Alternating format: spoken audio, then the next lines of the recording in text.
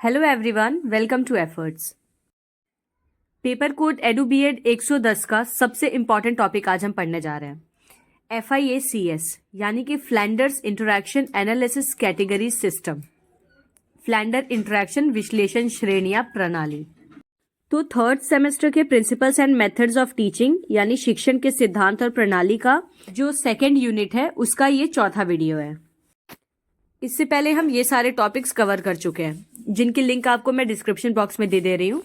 साथ ही सेमेस्टर 1 और सेमेस्टर 2 के भी प्लेलिस्ट आपको मिल जाएगी चैनल पे। तो अगर आपके जान पहचान में कोई है जिसका अभी सेमेस्टर 1 या सेमेस्टर 2 आने वाला है तो उनके साथ आप ये शेयर कर सकते हैं।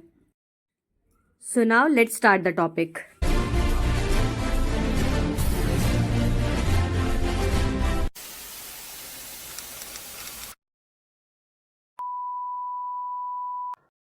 इस टॉपिक को बहुत अच्छे से समझिएगा क्योंकि ये तो कंफर्म एग्जाम में आना ही है। Flanders interaction analysis category system FIACS यानी कि फ्लैंडर की अंतःक्रिया विश्लेषण प्रणाली।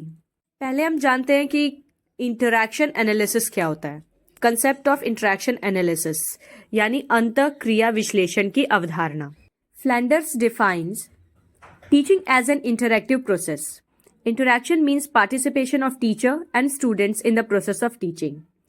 फ्लैंडर्स परिभाषित करते हैं कि शिक्षण एक संवादात्मक प्रक्रिया है। अंतःक्रिया का अर्थ है शिक्षण की प्रक्रिया में शिक्षक और छात्रों दोनों की भागीदारी होना। Interaction analysis is a process of encoding and decoding a pattern of interaction between the communicator and the receiver.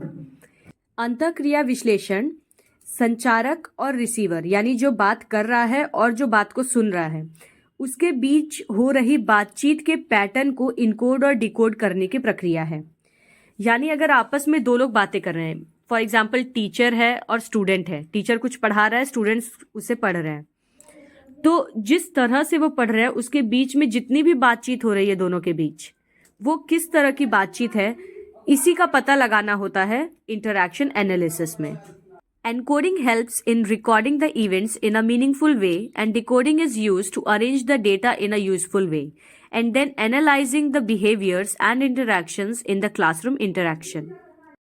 Encoding घटनाओं को सार्थक तरीके से रिकॉर्ड करने में मदद करती है और डिकोडिंग का उपयोग डेटा को उपयोगी तरीके से व्यवस्थित करने और फिर कक्षा में बातचीत में व्यवहार और इंटरैक्शन का विश्लेषण करने के लिए किया जाता है।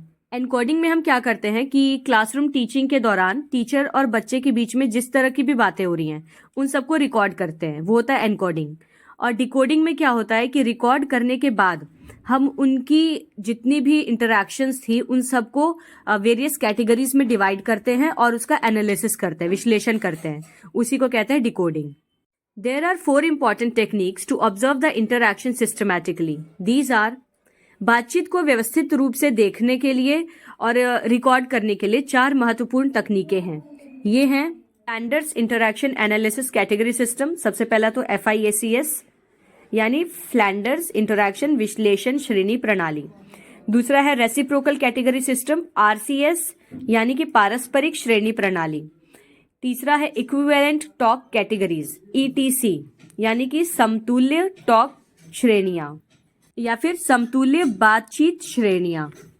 और चौथा है verbal interaction category system VICS यानी कि मौखिक इंटरैक्शन श्रेणी प्रणाली या मौखिक अंतःक्रिया श्रेणी प्रणाली। आप इंटरैक्शन को अंतःक्रिया लिख सकते हैं, हिंदी वाले जो हैं। तो Flanders interaction analysis technique is most suitable and widely use technique in the field of research all over the world. अब इन चारों तकनीकों में से जो फ्लैंडर्स इंटरैक्शन विश्लेषण श्रेणी प्रणाली है वह तकनीक दुनिया भर में अनुसंधान के क्षेत्र में सबसे उपयुक्त और व्यापक रूप से उपयोग की जाने वाली तकनीक है।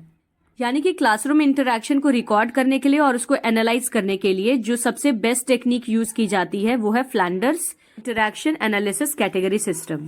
तो अपना आंसर स्टार्ट करने से पहले आप सबसे पहली चीज इंट्रोडक्शन में बता देंगे कि इंटरैक्शन एनालिसिस होता क्या है। इंटरैक्शन को एक्सप्लेन कर देंगे, उसके एनालिसिस, एनकोडिंग, डिकोडिंग इसको एक्सप्लेन कर देंगे। उसके बाद आप 4 टेक्निक्स बताएंगे और उनमें से जो सबसे बेस्ट है FIACS, इसके बारे में उसके बाद बताना शुरू करेंगे। मतलब कभी भी अपने आंसर को डायरेक्ट ऐसे FIACS लिख दिया उसके बारे में लिखना ऐसे नहीं शुरू कर देना है, ठीक है। मैं आपको स्कोरिंग आंसर लिखने का तरीका बता रही हूँ। अब देखते हैं FIACS के बारे में। Ned A. Flanders developed a system of interaction analysis to study what is happening in a classroom when a teacher teaches. It is known as Flanders Interaction Analysis Category System यानी कि FIACS। नेड ए Flanders नाम के एक व्यक्ति ने यह अध्ययन करने के लिए इंटरैक्शन विश्लेषण की एक प्रणाली विकसित की कि जब कोई शिक्षक पढ़ाता है तो कक्षा में आखिर हो क्या रहा होता है। इसे Flanders interaction analysis category system के रूप में जाना जाता है। Flanders and others developed this system at the University of Minnesota, USA between 1955 and 1960. Flanders और उनके साथ के अन्य लोगों ने 1955 और 1960 के बीच अमेरिका के मिनेसोटा विश्वविद्यालय में इस प्रणाली को विकसित किया था। Flanders classified total verbal behaviour into 10 categories. Verbal behaviour comprises teacher talk, student talk and silence और कंफ्यूजन। अब यहाँ से थोड़ा इंपॉर्टेंट चीज है, ठीक है, इसको ध्यान से समझिएगा। फ्लैंडर्स ने कुल मौखिक व्यवहार को 10 श्रेणियों में वर्गीकृत किया है। मौखिक व्यवहार में शिक्षक की बातचीत, छात्र की बातचीत और चुप्पी या भ्रम भी शामिल है। यानी कि क्लास में जितनी भी तरह की बातें हो रही हैं उन सारी बातों को टोटल 10 कैटेगरीज में फ्लैंडर ने डिवाइड किया है। The 10 categories are mentioned as under. 10 श्रेणियों का उल्लेख इस प्रकार से है। सबसे पहले तो टीचर टॉक, इसकी 7 कैटेगरीज हैं। प्यूपिल टॉक 2 कैटेगरीज, साइलेंस और कंफ्यूजन 1 कैटेगरी। यानी जो शिक्षक वार्ता है, टीचर जिस भी तरह की बातें क्लासरूम में करता है उसको 7 श्रेणियों में बांटा है फ्लैंडर ने। और विद्यार्थियों की जितनी भी बातचीत है उसको 2 श्रेणियों में बांटा है। और मौन या भ्रम की 1 श्रेणी रखी है। यानी एक ऐसी सिचुएशन भी आती है जब ना टीचर बोल रहा होता है ना स्टूडेंट्स बोल रहे होते हैं। मैं फिर से बता रही हूँ, ये बहुत इंपॉर्टेंट है, इसे याद कर लीजिएगा। ये MCQs में भी आता है कि फ्लैंडर ने कितनी कैटेगरीज को कैसे कैसे डिवाइड किया है। टीचर टॉक का 7, प्यूपिल टॉक का 2, साइलेंस और कंफ्यूजन 1, ठीक है, टोटल 10। ये दिमाग में रखिएगा। Thus, the first 7 categories include teacher talk, next 2 categories include people talk, the last 10th category includes the small span of silence or pause of confusion. इस प्रकार पहली 7 श्रेणियों में शिक्षक वार्ता शामिल है, अगली 2 श्रेणियों में विद्यार्थी वार्ता शामिल है और अंतिम 10वीं श्रेणी में मौन या ठहराव या भ्रम की छोटी सी अवधि शामिल है। अब इसके बाद द फर्स्ट 7 कैटेगरीज और teacher talk has been bifurcated into indirect talk and direct talk. पहली 7 श्रेणियां या शिक्षक वार्ता जो है उसको 2 कैटेगरीज में डिवाइड किया है उन्होंने, अप्रत्यक्ष वार्ता और प्रत्यक्ष वार्ता। अब इन कैटेगरीज को एक एक करके पढ़ लेते हैं।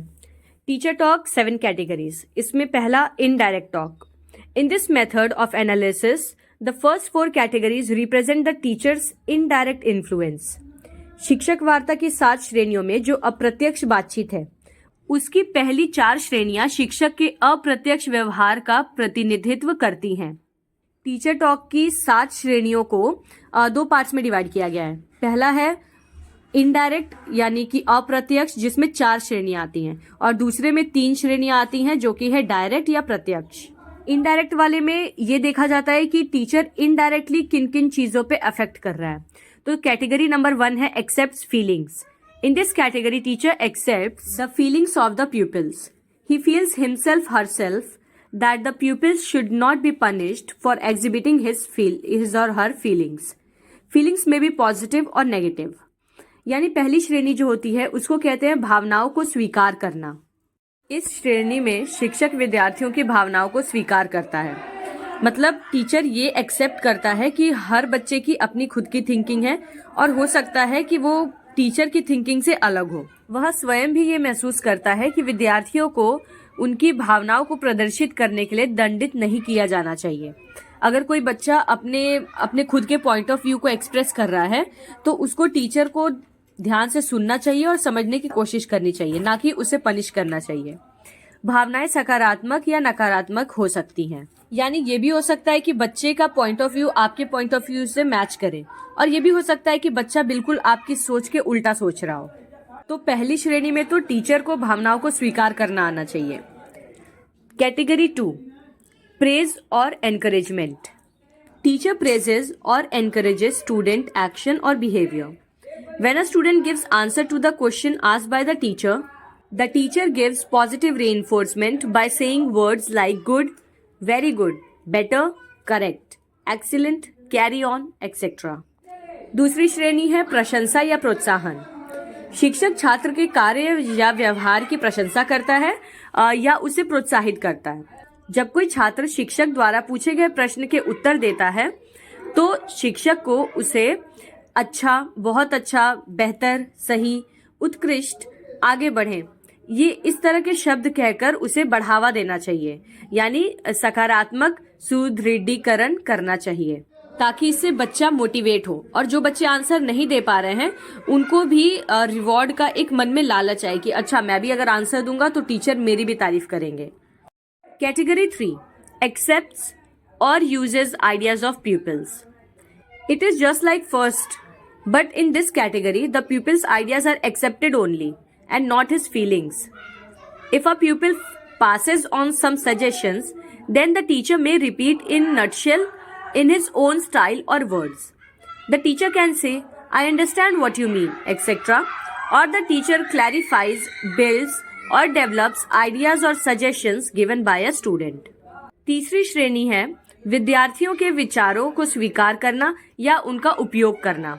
ये बिल्कुल पहली श्रेणी की तरह ही है, लेकिन इस श्रेणी में छात्र के विचारों को ही स्वीकार किया जाता है, ना कि उसकी भावनाओं को।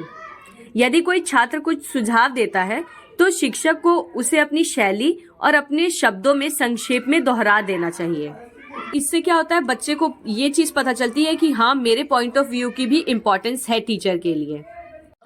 तो इससे बच्चा और ज्यादा मोटिवेट होगा आंसर्स देने के लिए। शिक्षक कह सकते हैं कि मैं समझता हूँ आपका क्या मतलब है, आदि इस तरह के सेंटेंसेस यूज कर सकते हैं जिससे बच्चे को ये फील हो कि उसके सजेशंस की वैल्यू है। शिक्षक किसी छात्र द्वारा दिए गए विचारों या सुझावों को स्पष्ट करता है और बनाता है या विकसित करता है। यानी बच्चे ने जो सजेशन दिया उसी पॉइंट को दिमाग में रखते हुए टीचर उसको और थोड़ा एलेबोरेट करके बाकी क्लास को भी समझा दे। Category 4, asking questions. Asking question about content or procedures based on the teacher ideas and expecting an answer from the pupil. Sometimes teacher asks the question, but he carries on his lecture without receiving any answer. Such questions are not included in this category. चौथी श्रेणी होती है प्रश्न पूछना। शिक्षक के विचारों के आधार पर सामग्री या प्रक्रियाओं के बारे में प्रश्न पूछना और छात्र से उत्तर की अपेक्षा करना है। यानी जैसे ही आप एक टॉपिक एक्सप्लेन कर दे रहे हैं तो उससे रिलेटेड क्वेश्चंस बच्चों से पूछिए। इससे ये पता चलेगा कि बच्चे आपकी बात को ध्यान से सुन रहे थे या नहीं, या जो आप समझाना चाह रहे हैं वो बच्चे को समझ भी आ रहा है या नहीं। कभी कभी शिक्षक प्रश्न पूछता है लेकिन वह बिना कोई उत्तर प्राप्त किए अपना व्याख्यान जारी रखता है। ऐसे प्रश्नों को इस श्रेणी में शामिल नहीं किया जाता। यानी एज अ टीचर आपको सिर्फ फॉर्मेलिटी के लिए क्वेश्चन नहीं पूछना है, बल्कि आपको सच में बच्चों से आंसर भी उसका लेना है। अगर बच्चे आंसर नहीं दे पा रहे हैं तो आप टॉपिक को दोबारा समझाइए और फिर से क्वेश्चन पूछिए। तो ये 4 कैटेगरीज होती हैं इनडायरेक्ट टॉक की। इनडायरेक्ट के बाद आता है direct talk. Next 5th to 7th categories represent the teachers direct influence. यानी जो डायरेक्ट टॉक है, सीधी बात, उसमें क्या होता है कि अगली 5वीं से 7वीं श्रेणियां जो है शिक्षक की, वो इसमें आती हैं। कैटेगरी 5, लेक्चरिंग और लेक्चर। गिविंग फैक्ट्स और ओपिनियंस अबाउट कंटेंट और procedure, expression of his own ideas, giving his own explanation और citing an authority other than a pupil. 5वीं श्रेणी है व्याख्यान। अपने विचारों की सामग्री या प्रक्रिया अभिव्यक्ति के बारे में तथ्य या राय देना और अपना स्पष्टीकरण देना या छात्र के अलावा किसी अन्य प्राधिकारी का हवाला देना। यानी 5वीं श्रेणी में शिक्षक सिर्फ पढ़ाता है, जो भी कंटेंट है, जो भी टॉपिक है, उसके बारे में चीजें बताता है, एक्सप्लेन करता है बच्चों को। इसमें बच्चों की तरफ से कोई रिस्पॉन्स नहीं होता या बच्चों का कोई इंपॉर्टेंट रोल नहीं होता है। इसमें केवल टीचर ही सुप्रीम रहता है और वही चीजों को बताता है, बच्चे बैठ के सुनते हैं। Category 6, giving directions. The teacher gives directions, commands और ऑर्डर्स और initiation with which a pupil student is expected to comply with, such as open your books, stand up on the benches, solve fourth sum of your exercise 5.3. श्रेणी 6, इसमें होता है दिशा निर्देशन देना। शिक्षक निर्देश, आदेश या दीक्षा देता है जिसका एक छात्र छात्रा अनुपालन करके पाठ को समझते हैं। क्लासरूम में पढ़ाने के दौरान टीचर जो भी कमांड्स दे रहा है, जैसे कि अपनी पुस्तकें खोलो, बेंच पर खड़े हो जाओ, या अभ्यास 5.3 का चौथा योग जो है उसको हल करो, इस तरह के सारे कमांड्स या निर्देश छठी श्रेणी में आते हैं। अब लास्ट कैटेगरी 7, क्रिटिसाइजिंग और justifying authority. When the teacher asks the pupil not to interrupt with foolish questions, then this behavior is included in this category. Teachers, what and why also come under this category.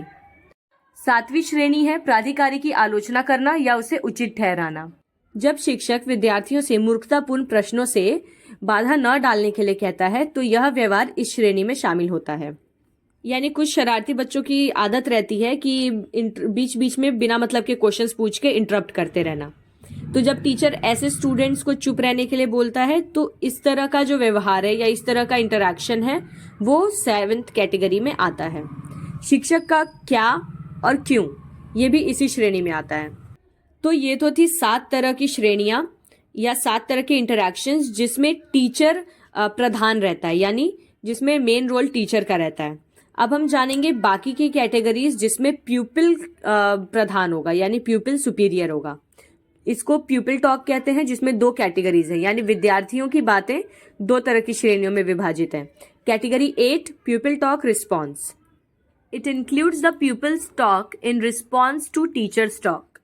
Teacher ask question, student gives answer to the question. 8वीं श्रेणी में आता है विद्यार्थियों का जो उत्तर है उनका रिस्पॉन्स।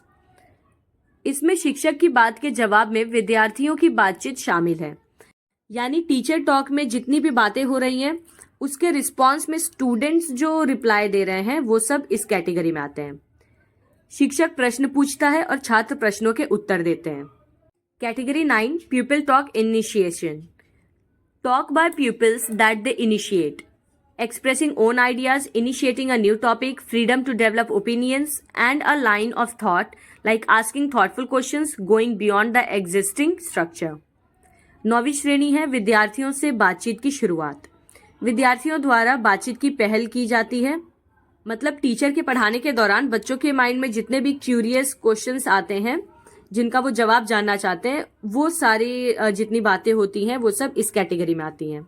अपने विचार व्यक्त करना, एक नया विषय आरंभ करना या विचारशील प्रश्न पूछना, इस श्रेणी में बच्चों को अपनी राय या अपनी विचारधारा विकसित करने की भी स्वतंत्रता होती है। साथ ही वो अपने जो मौजूदा ढांचा है उससे भी परे जाकर अपने प्रश्नों को पूछ सकते हैं। इसका मतलब कि अगर बच्चों के माइंड में टॉपिक से अलग भी कोई रेलेवेंट क्वेश्चन है तो वो भी वो टीचर से पूछ सकते हैं। अब आती है लास्ट की श्रेणी, that is the 10th category, silence, pause और confusion. Pauses, short periods of silence and period of confusion in which communication cannot be understood by the observer. 10वीं श्रेणी को कहते हैं मौन या विराम या भ्रम की श्रेणी। इसमें विराम अल्प अवधि का मौन या भ्रम की एक ऐसी अवधि होती है जिसमें प्रेक्षक यानी जो ऑब्जर्वर है उसके द्वारा ये चीज समझ में नहीं आती, यानी इसको किस कैटेगरी में रखना है ये नहीं समझ आता। जब एक पूरी तरह से साइलेंस हो जाती है क्लास में, हो सकता है टीचर ने बोर्ड पे कुछ नोट करने को दिया, बच्चे लिख रहे हो, ठीक है, तो उस वक्त क्लास में पूरी तरह से साइलेंस होता है। तो इस तरह की जो चीजें हो रही होती हैं उन्हें लास्ट कैटेगरी में रखा जाता है। ठीक है, तो हमने पढ़े टीचर टॉक के 7 कैटेगरीज, प्यूपिल टॉक के 2 कैटेगरीज और साइलेंस या कंफ्यूजन की 1 कैटेगरी। ये मैं फिर से रिपीट कर रही हूँ, ये बहुत इंपॉर्टेंट है, दिमाग में रखिएगा आपने किसकी कितनी कैटेगरीज हैं और साथ ही किसने दिया है इन कैटेगरीज को, फ्लैंडर ने। ठीक है, अब जो ऑब्जर्वर है यानी जो क्लासरूम को ऑब्जर्व करने जा रहा है उसके लिए कुछ रूल्स भी बताए हैं फ्लैंडर ने। रूल्स फॉर ऑब्जर्वेशन और रिकॉर्डिंग, अवलोकन या रिकॉर्डिंग के कुछ नियम। Rule 1, the observer should not involve his personal view point. नियम पहला ये कहता है कि पर्यवेक्षक को अपना व्यक्तिगत दृष्टिकोण शामिल नहीं करना चाहिए। क्लासरूम में जिस तरह की भी कन्वर्सेशन हो रही है, जिस तरह की भी टॉक हो रही है, उसमें ऑब्जर्वर अपना पॉइंट ऑफ व्यू ना दे कि हाँ मुझे तो लगता है ये ऐसे नहीं, ये वैसे होना चाहिए। ऑब्जर्वर का मतलब ही है ऑब्जर्व करना एकदम साइलेंटली बिना इन्वॉल्व हुए। Rule 2, if the time period of silence exceeds 3 seconds, it should be recorded under the category number 10। तीसरा नियम ये कहता है कि यदि मौन की समयावधि 3 सेकंड से अधिक हो तो इसे क्रमांक नंबर 10 के अंतर्गत दर्ज किया जाना चाहिए। यानी कि अगर क्लासरूम में ऐसी सिचुएशन आ रही है जहाँ पे ना तो टीचर ही बोल रहा है और ना ही बच्चा ही बोल रहा है, और ये टाइम ड्यूरेशन 3 सेकंड से ज्यादा है, यानी 3 सेकंड से ज्यादा का समय हो चुका है और टीचर और बच्चे दोनों में से किसी ने कुछ भी नहीं बोला है, तो उस वक्त ये जो कन्वर्जेशन होगी इसको हम 10th कैटेगरी यानी कि साइलेंस या कंफ्यूजन वाली कैटेगरी में रखेंगे। Rule number 3, when teacher calls a child by name the observer is suppose to record a 4th category. जब शिक्षक किसी बच्चे को उसके नाम से बुलाता है तो पर्यवेक्षक को उसे 4थी श्रेणी में रिकॉर्ड करना चाहिए। When a teacher listens to a pupil and accepts his ideas for a discussion, then this behavior belongs to category number 3. जब कोई शिक्षक किसी छात्र की बात सुनता है और उसके विचारों पे चर्चा करता है तो इस व्यवहार को तीसरी श्रेणी के अंतर्गत रखना चाहिए। The words all is okay, yes, yeah, all right, etc. belong to the category number 2 यानी encouragement।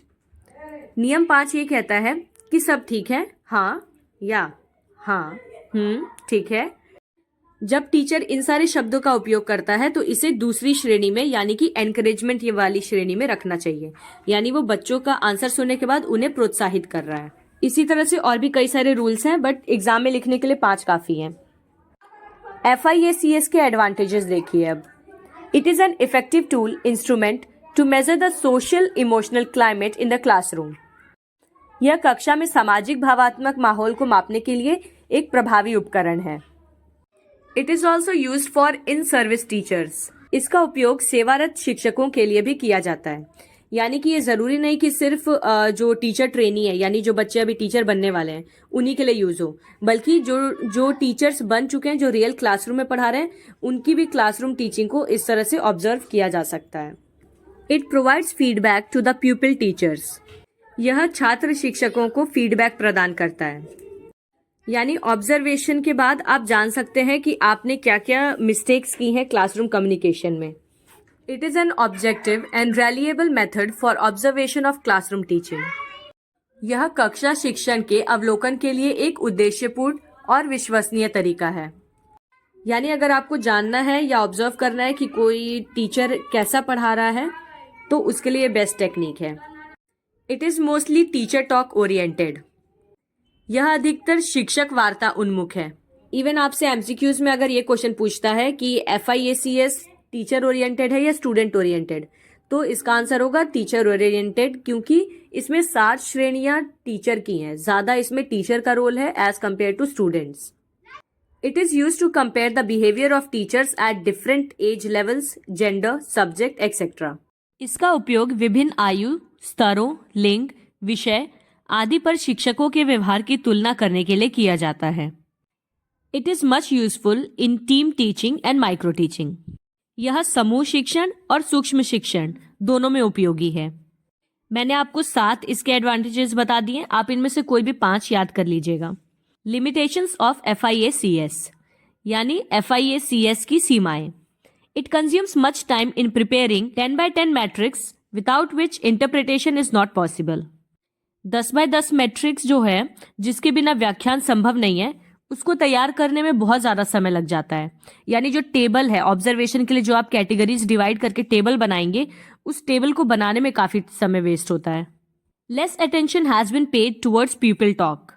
दूसरी कमी जो आप लोगों को भी इसमें महसूस हुई होगी वो ये है कि शिष्य वार्तालाप की ओर कम ध्यान दिया गया है, यानी टीचर ओरिएंटेड इसको रखा गया है, ना कि स्टूडेंट ओरिएंटेड। ज्यादा ध्यान ऑब्जर्वेशन के दौरान टीचर पे रखा जा रहा है और स्टूडेंट्स को बहुत ही कम इंपॉर्टेंस मिल रही है। The observers have to be trained in order to code correctly. सही ढंग से कोड करने के लिए जो पर्यवेक्षक है उसको भी प्रशिक्षित किया जाना बहुत जरूरी है। तो FIACS की ये भी सबसे बड़ी कमी है कि कई बार क्या होता है, जो पर्यवेक्षक हैं ऑब्जर्वर, वो खुद ट्रेंड नहीं होते हैं, इसीलिए वो सही कैटेगरीज में डिवाइड नहीं कर पाते हैं क्लासरूम कन्वर्जेशन को, या कह लीजिए क्लासरूम इंटरैक्शन को। Classroom interaction of प्यूपिल type is not considered here.